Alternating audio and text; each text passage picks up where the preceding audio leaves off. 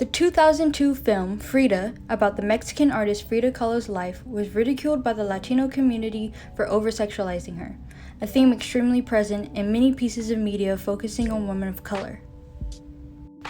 Many scenes in the film showed off her nude body for seemingly no reason, along with conveying a message that Frida was only useful for sexual gratification.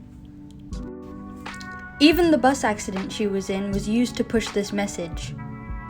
Quote, "She once had everything, freedom, a boyfriend, education, when her physical, sexy body was intact, but then she loses it all when she can no longer be the sexy Latina that patriarchal society desires." This is a pattern present in many movies with Latinas and other women of color. Stereotypes like these plague minorities in the media, but how does that cross over into real life? For my passion project, I'm asking the question, how do tropes of races and ethnicities in film and television affect those real people? Research shows that prolonged exposure to television in children decreases the self-esteem of all girls and black boys, but increases the self-esteem of white boys. This is believed to be because white men have historically been the main characters and heroes of most films, while girls and people of color have been portrayed as villains, sidekicks, and unimportant characters. Even when films try to be more inclusive, people of color are usually left out. In 2020, just 2 years ago, 77% of LGBTQ+ characters on streaming services such as Netflix, Hulu, and Amazon were white. This is disheartening to queer people of color because their stories and experiences are often left out and ignored entirely. Not only does the film industry mainly focus on white people, but they also villainize and sexualize people of color. This is a problem because of the effect media can have on real life, which is what the cultivation theory is about. The cultivation theory implies that those exposed to media interpret social realities according to how those realities are portrayed in the media. This means when a film portrays black men as violent or Asian women as an object of desire, people can take that into real life and treat those people in degrading ways according to how they acted on television. This theory is backed up by other studies and trusted sources such as Nancy Wang Yuan, an associate professor of sociology at Biola University, who wrote, quote, "Stereotyped depictions of Latinx people in media can lead to people associating immigration with increased unemployment and crime. Correlations between Latinas being hypersexualized in film and higher rates of sexual health problems have been found as well." The founder and director of the National Hispanic Media Coalition, Alex Nogales, argued that the lack of favorable images about Latinos in the U.S. and the nearly non-existent access to the airwaves by communities of color placed the U.S. Latino community at significant risk. Latinos aren't the only ones suffering from a bad reputation in media. Black males and females in film were found to have more sex scenes, use more profanity, and be more violent than white characters. Other minorities are also portrayed in a similar way.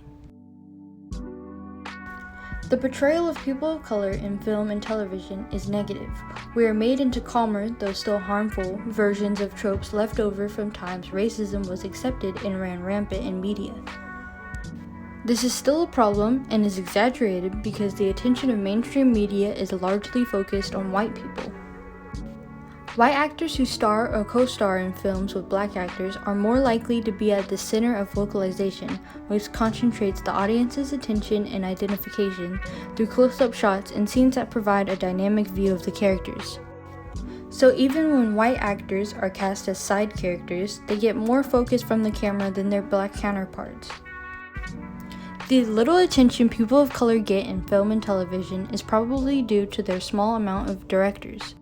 In 2020, 74.6% of movie directors in the US were white, with only 25.4% being minorities. Of course, someone is going to tell the stories of their own race, since they experienced it firsthand.